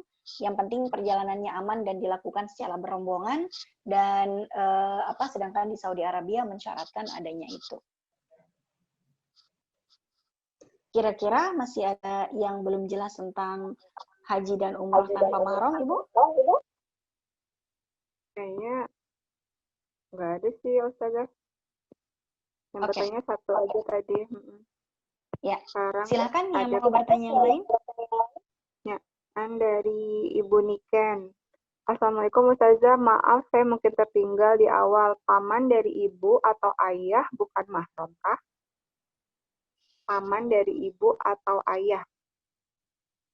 Paman dari ibu atau ayah. Itu maksudnya adiknya ibu atau adiknya ayah? Pamannya siapa nih, Bu? Pamannya ya? ibu, paman kita. Pamannya kita dari ibu. Ya, paman kita. Ya, itu mahram. Tergantung pamannya itu, dia itu siapanya ibu kita. Dia itu siapanya ibu kita. Misalnya nih saya ya, Bu ya. Misalnya saya punya ibu. Ibu saya punya adik laki-laki. Kalau dia adik laki-lakinya ibu saya ya, ibu saya punya adik laki-laki kandung, yaitu mahram saya. Kan paman kandung saya. Nah, ada paman yang bukan mahram. Paman yang bukan adik kandungnya ibu, tapi adik iparnya ibu saya. Seperti yang tadi saya contohkan. Saya punya ibu. Ibu saya punya adik perempuan, saya panggil tante. Tante saya nih dengan seorang laki-laki yang saya panggil paman. Paman ini bukan mahram saya. Kenapa? Karena dia tidak punya hubungan darah dengan ibu. Dia adalah iparnya ibu saya. Jadi paman yang ini nih, itu bukan mahram saya. Kalau ternyata suatu saat paman saya ini menceraikan bibi saya boleh nikah sama dia. Karena memang dia bukan paman kandung saya. Dia cuma iparnya ibu doang. Selama paman tersebut terikat pernikahan dengan bibi saya nggak boleh nikah sama itu. Tapi ketika dia sudah menjadi mantan paman, nah, karena dia sudah menceraikan bibi saya boleh nikah sama mantan paman. Iya, sepertinya sudah lumayan jelas kalau ini sih ya. Kita sekarang ada dari Ibu Fitriah. Assalamualaikum Ustazah, kalau dengan kakak atau adik ipar, batasan auratnya sampai mana? Apakah di rumah harus pakai hijab dan kaos kaki jika ada kakak ipar atau adik ipar? Ya, ini penting banget sih. Iya, karena memang konsekuensi hukumnya kan ipar itu bukan mahram kita, Bu ya. Ipar kita atau iparnya ibu itu kan bukan mahram gitu. Jadi ya konsekuensinya kalau mereka lagi bertamu ke rumah kita ya kita harus pakai kerudung gitu ya. Kalau pakai kaos kaki atau tidak itu kan teknis. Kalau ternyata gamis kita panjang, mungkin nggak usah pakai kaos kaki, nggak apa-apa karena toh ipar kita juga nggak akan merhatiin kaki kita juga nggak gitu ya. Karena kalau gamis kita udah panjang, kita jalan juga nggak kelihatan lah kaki. Daripada ribet, misalnya ibu lagi nyuci, lagi apa, ribet pakai kaos kaki ya, pakai aja daster yang agak panjang gitu, yang nutupin kaki. Jangankan ipar yang bertamu, ipar yang tinggal serumah dengan kita pun, ya kita harus menjaga gitu. Adik kandung saya itu tinggal bersama saya di rumah ini, gitu. Jadi setiap kali dia keluar dari kamarnya pasti pakai kerudung. Kenapa? Karena ada suami saya. Suami saya kan iparnya dia. Dia mau makan, dia mau nonton TV, mau kemanapun, dia hanya melepas jilbab di kamarnya saja. Atau ketika suami saya ngisi pengajian di luar, dia baru bebas tuh buka kerudung. Begitu suami saya datang, udah kedengeran mobilnya, ngeng. Nanti adik saya pakai kerudung lagi, gitu. Masya Allah. Iya betul. Ini sekarang dari Ibu Titi. Assalamualaikum Ustazah. Oh ini udah ya. Dari anak adik ada. Kalau kita sama sepupu, baik dari anak, adik, dan kakak bapak ibu kita mahram bukan ya? Terima kasih. Anaknya adik kita itu bukan sepupu, Bu. Ponakan. Gimana? Gimana, Kalau Bu? Coba kita sama saya. sepupu atau baik dari anak adik dan kakak Bentar. bapak. Ini yang nanya siapa, Bu? Biar saya coba baca. Ibu Titi. Ibu Titi. Oh. Bagaimana Ibu Titi Purnama yang bagaimana kita menjelaskan ya, Bu ya? Titi Hidayati. Ya, Oh, Titi Hidayati. Ke bawah. Boleh ditanya langsung, Bu? Bu Titi Hidayati, boleh di-unmute?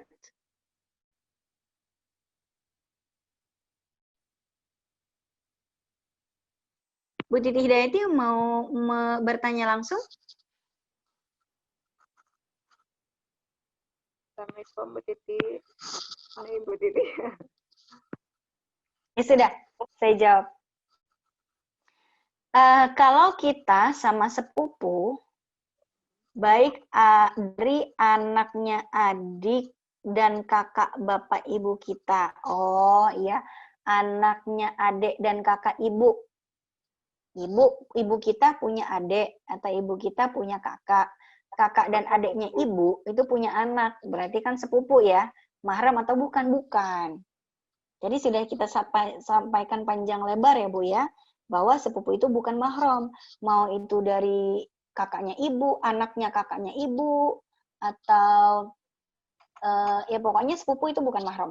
Mau dari jalur ayah atau dari jalur ibu, pokoknya kita dengan sepupu kita itu bukan mahram. Boleh kita kalau mau menikah dengan sepupu kita.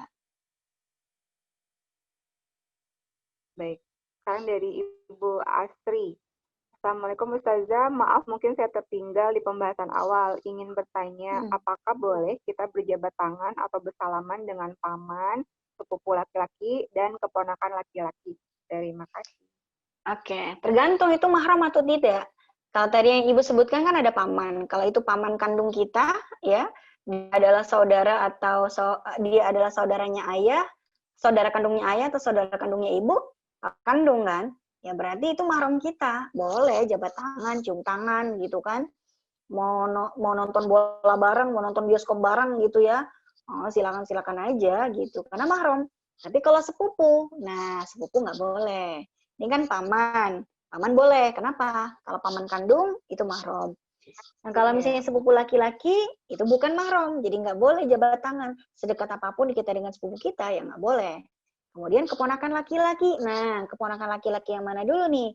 Kalau keponakan laki-laki kandung, itu boleh kita jabat tangan. Dia mau cium tangan kita, silahkan. Tapi kalau keponakannya suami, nah itu bukan mahram kita. Jadi nggak usah cium tangan. Kenapa? Karena dia bukan mahram. Jadi tinggal kita bedakan. Kita boleh cium tangan dengan siapa dulu nih ya, salaman dengan siapa dulu nih, mahram atau bukan. Maka disinilah kita harus bisa memilah mana yang mahram, mana yang bukan. Gitu ya. Oke, mungkin dilihatnya mungkin dari saudara kandung atau bukan mungkin gitu ya, Ustazah ya? Iya, karena kan sepupu, keponakannya kan banyak, Bu. Kadang anaknya teman kita, itu juga kita aku sebagai ponakan, gitu kan. Ternyata keponakan bukan dalam arti yang sebenarnya, gitu. Anaknya teman, dia aku ponakan. Tapi keponakan tuh maksudnya keponakan yang beneran. Anaknya mbak kita, anaknya mas kita, gitu. Bukan ponakannya suami, bukan. Bukan anaknya ipar, bukan. Iya. Baik.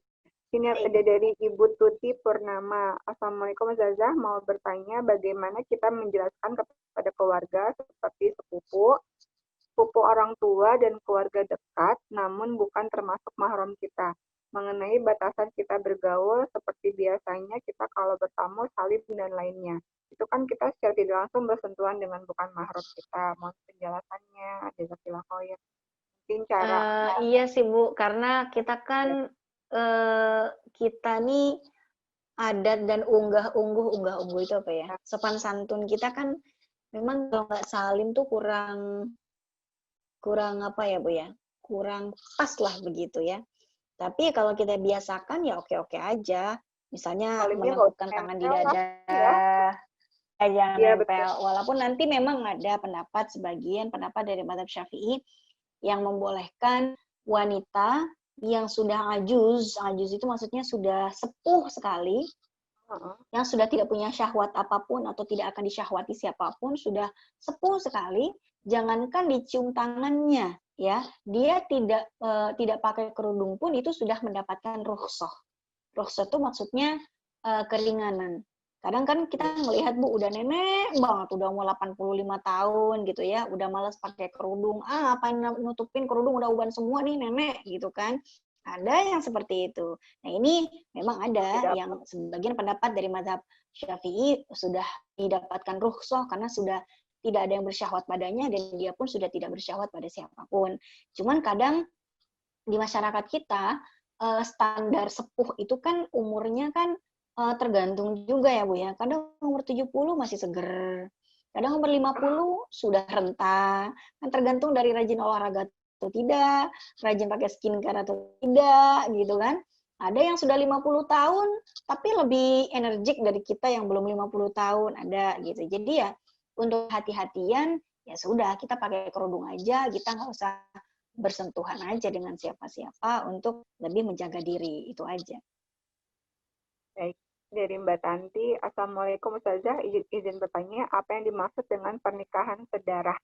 Terima kasih. Pernikahan sedarah ini sebetulnya bukan pembahasan kita ya Bu ya, karena saya juga nggak tahu nih pernikahan sedarah apa maksudnya, incest atau seperti apa, apakah maksudnya kakak dan adik kandung nikah gitu kan. Tapi kalau misalnya dalam syariat Islam ya, kalau misalnya kita mau matchingkan dengan kajian hari ini, bisa jadi pernikahan sedarah mungkin nikah dengan mahramnya sendiri, ya kan, dengan saudara sepersusuannya, dengan kakak kandungnya. Nah, itu kan tidak diperbolehkan gitu. Tapi kalau pernikahan sedarah tuh maksudnya masih saudara dekat sih, tapi bukan mahram kayak kita dengan sepupu kita. Mungkin orang melihatnya masih saudara gitu kan, karena orang tua kami, misalnya saya calon suami saya sepupu saya, orang tua kami itu saudara. Kalau misalnya saya dengan sepupu saya mau nikah dibilang pernikahan saudara, ya silahkanlah bilang pernikahan saudara. Tapi dalam syariat boleh-boleh saja. Tapi memang dalam syariat Islam kan kita diciptakan oleh Allah itu syu'uban wa qabaila lita'arafu. Kita diciptakan dalam suku-suku yang berbeda, berbangsa-bangsa. Ya sebisa mungkin kita mencari pasangan yang tidak dari keluarga dekat banget, cari aja yang lain. Untuk apa? Biar kita memperluas jaringan silaturahmi kita. Tapi kalaupun kita hanya menikah dengan sepupu kita, ya nggak apa-apa juga. Kadang ada adat Bu yang pilih-pilih menikahkan. Saya kenal teman saya dia itu turunan kerajaan di Kalimantan sana, dia punya gelar kebangsaan ya, Gusti namanya. Jadi dia juga akan menikah juga dengan sesama keluarga kerajaan, Raden juga. Jadi seorang Gusti dia hanya menikah dengan Raden Ayu misalnya, karena dia dilarang oleh keluarganya untuk menikah dengan non anggota priai. Jadi priai darah biru harus nikah dengan darah biru, begitu kira-kira. Ya ada gitu, sepupu-sepupuan. Ya pada akhirnya mereka menikah dengan sepupu-sepupunya sendiri. Karena kalau udah di luar lingkaran mereka, udah jarang nemu yang darah biru begitu. Ya sudah, mau saudara atau tidak, yang penting bukan mahram nikah, ya boleh-boleh saja. Tapi kalau mahram, ya nggak boleh, gitu. Walaupun tidak saudara, tapi mahram kan nggak boleh, Bu. Kayak misalnya nih, saya mau nikah dengan mantan mertua saya, itu kan bukan saudara, tapi nggak boleh. Kenapa? Mahram, gitu. Saya mau nikah dengan misalnya, ada seorang ibu tiri, ya ada ibu tiri mau menikah dengan mantan, bukan ibu tiri ya, mantan menantu ya. Ada orang mau menikah dengan mantan menantu. Itu kan tidak saudara. Tapi nggak boleh nikah. Nggak boleh nikah. Tidak saudara, tapi nggak boleh nikah.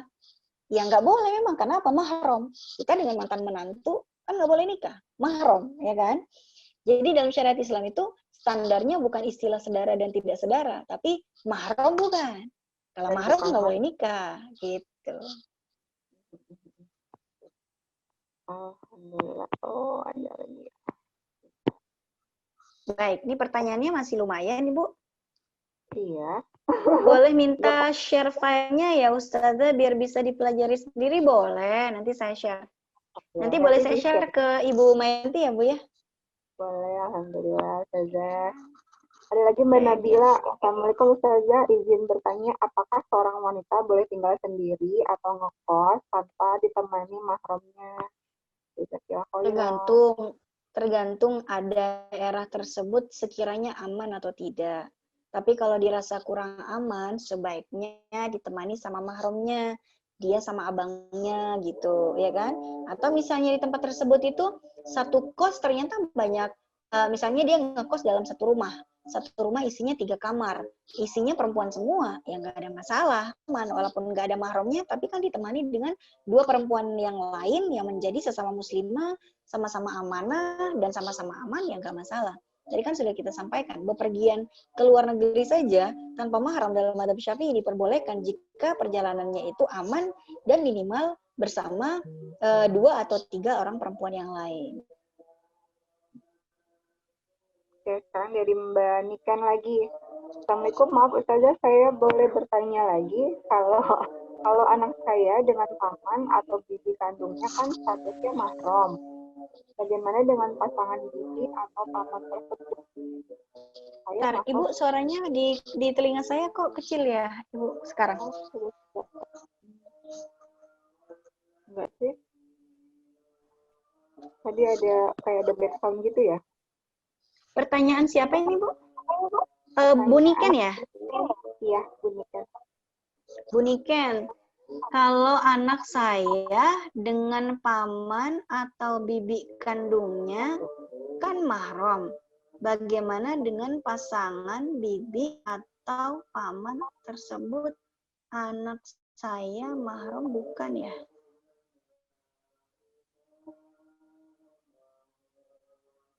Maksudnya gimana ya, Bu ya? Bu Niken boleh ditanya langsung, Bu? Anak Assalamualaikum, saya kan, Ustazah. oh ya, silakan Ibu, Waalaikumsalam. Iya, maksudnya gini, Ustazah, anak saya dengan om atau tante kandungnya kan mahram ya, dengan omnya gitu. Misalnya anak saya dengan apa? Dengan abangnya Ibu. Ya, dengan kakak saya itu kan mahram, atau dengan saudara kandung dari suami saya itu kan mahram ya. Anak-anak saudara kandungnya suami saya. Ibu. Iya. Iya. Dengan paman atau bibinya gitu, dengan anak-anak saya dengan paman atau bibi kandungnya itu mahram. Nah, dengan pasangan bibi atau dan kalau dengan ipar saya itu dengan pasangan si bibi atau paman itu dia mahram bukan ya anak saya itu? Bukan. Yang jadi mahramnya ya? Anak ibu, ya, yang jadi mahramnya anak ibu adalah saudara kandung ibu atau saudara kandungnya suami ibu. Ya, karena itu berarti adalah saudara kandung. Enggak. Jadi anak ibu itu yang menjadi mahram anak ibu adalah paman kandung. Baik itu saudara kandung dari ibu atau saudara kandung dari ayahnya dia, suami ibu berarti ya. Tapi kalau misalnya ibu punya adik perempuan. Ibu kan punya adik perempuan misalnya. Nah, terus adik perempuannya ibu nikah dengan laki-laki, itu iparnya ibu ya. Iya, baik. Iparnya ibu itu bukan mahram buat anak ibu. Karena iparnya ibu itu memang omnya dia, tapi tidak ada hubungan darah dengan ibu langsung. Oh ya, baik. Berarti ya, oke. Ya, terima kasih Ustazah. Sama-sama. Ya, ini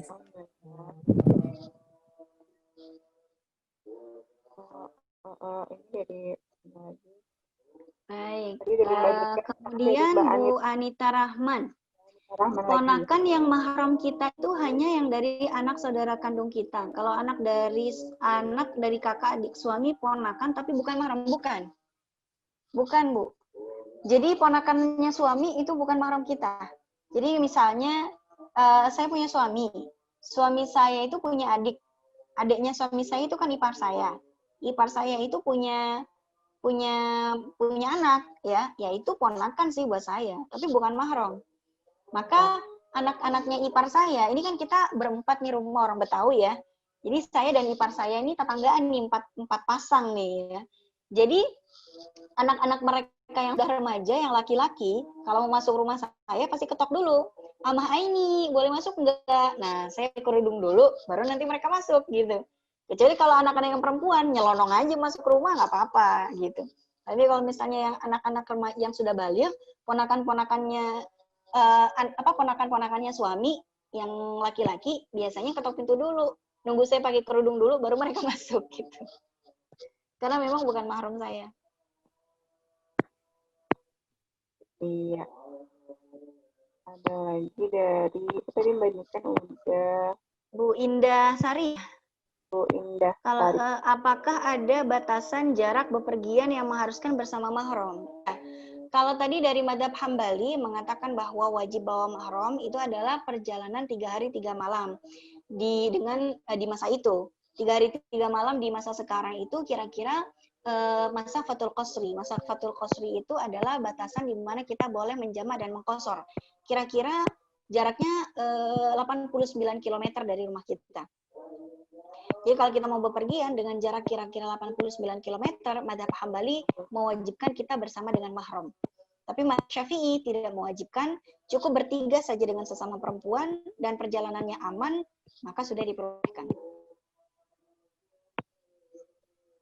Kemudian berdasarkan yang tadi Ustazah sampaikan, mantan mertua atau mantan menantu tetap jadi mahram ya, walaupun jadi mantannya itu karena perceraian. Iya, benar. Tadi saya sudah sampaikan, misalnya ada seorang perempuan pernah menikah dengan 3 laki-laki yang berbeda dan cerai 3-tiganya, berarti kan dia punya 3 mantan bapak mertua. 3 mantan bapak mertua ini semuanya mahram sampai mati. Jadi kalau misalnya dia masih menjaga silaturahmi dengan mantan mertuanya, lebaran cium tangan, ngobrol berduaan di rumah gitu nggak apa-apa. Kenapa? Bapak mertua itu statusnya sama kayak bapak sendiri gitu. Tapi dengan anaknya bapak mertua yang sudah menjadi mantan suami, nah itu nggak boleh berduaan lagi. Kenapa? Karena bukan mahram. Maka tadi sudah saya sampaikan bahwa kita dengan suami kita bukan mahram. Kita hanya boleh berduaan selama diikat oleh pernikahan. Kalau ikatan pernikahan dilepas dengan dengan perceraian, udah nggak boleh lagi berduaan. Tapi kalau kemahraman sampai mati kita boleh untuk berdua-duaan, gitu Bu ya. Mantan menantu juga begitu. Jadi kalau misalnya nih, saya punya anak perempuan, terus dia menikah, terus saya punya menantu, terus menantu saya ternyata menceraikan anak perempuan saya. Nah itu saya tetap mahram dengan mantan menantu saya. Nggak boleh saya menikah dengan mantan menantu. Nggak bisa saya bilang gini, mantan menantu kamu kok ceraiin anak perempuan saya sih? Ya udah kita nikah aja yuk gitu ya. Nah itu nggak boleh. Jadi mantan menantu tidak boleh menikahi mantan mertuanya. Karena menantu dan mertua itu akan menjadi mahram sampai mati selama-lamanya. Udah kayak bapak sama anak. Atau udah kayak orang tua sama anak statusnya. Baik, sepertinya sudah habis ya Bu ya? Habis sih ya. Panitia, apakah bisa di-share? Bisa. Apakah sepupu tapi menjadi saudara persusuan dari sepupu tapi jadi saudara persusuan, jadi mahram? Iya. Kalau jadi mahram dari jalur persusuan, iya.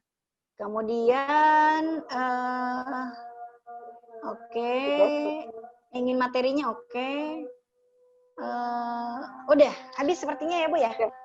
Alhamdulillah. Alhamdulillah, pas banget azan di masjid di rumah saya. Masya Allah sekali ya, benar-benar ini nggak bisa cuma sekali, dia harus dibaca lagi mungkin biar lebih jelas lagi, karena memang ternyata ribet juga ya tadi ya. Ini nanti saya share Bu materinya, buat Ibu nanti baca-baca lagi, nanti saya share materinya. Masya Allah, Alhamdulillah, jazakallah khair Ustazah. Baik, kalau begitu mungkin kita tutup saja Ustazah, karena waktunya juga sudah sangat mau asar ya. Baik, Ustazah silakan jika mau pimpin doa sebelumnya. Ya, baik Ibu-Ibu sekalian, Alhamdulillah kita sudah menyelesaikan kajian kita pada sore hari ini. Ini saya nanti 3:30 udah ada lagi Bu konsultasi waris nih, ada orang mau bagi waris, cuman terkendala masalah. Jadi Alhamdulillah sore ini kita sudah selesai materi kita pada siang hari ini, semoga bermanfaat buat Ibu-Ibu semuanya. Dan bagi yang belum paham, mudah-mudahan bisa dipahamkan dengan membaca slide materi nanti saya akan kirimkan ya Bu ya.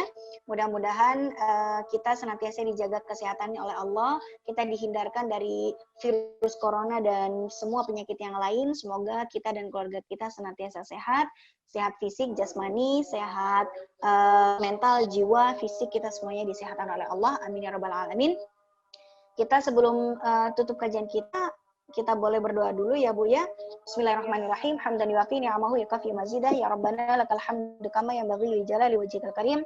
Wa li'azimi sultanik Rabbana taqabbal minna salatana wa siyamana wa ruku'ana wa sujudana wa takhushu'ana wa tadarru'ana wa tamim taqsirana ya Allah ya arhamar rahimin. Rabbana fa'na bima 'allamtana wa 'allimna ma yanfa'una warzuqna 'ilman tanfa'una.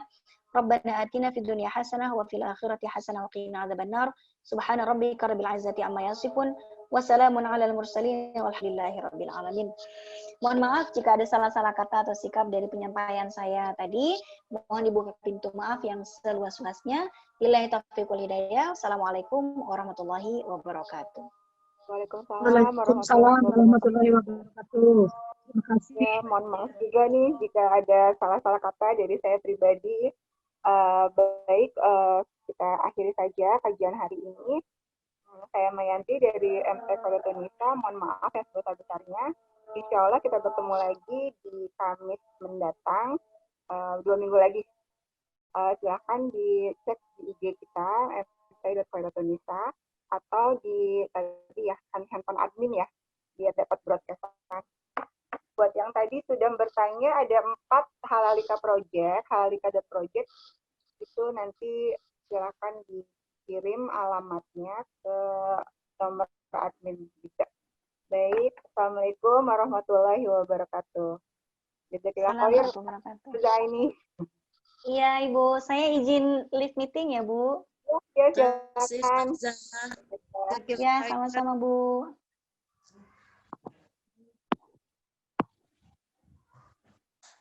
Iya, kita live.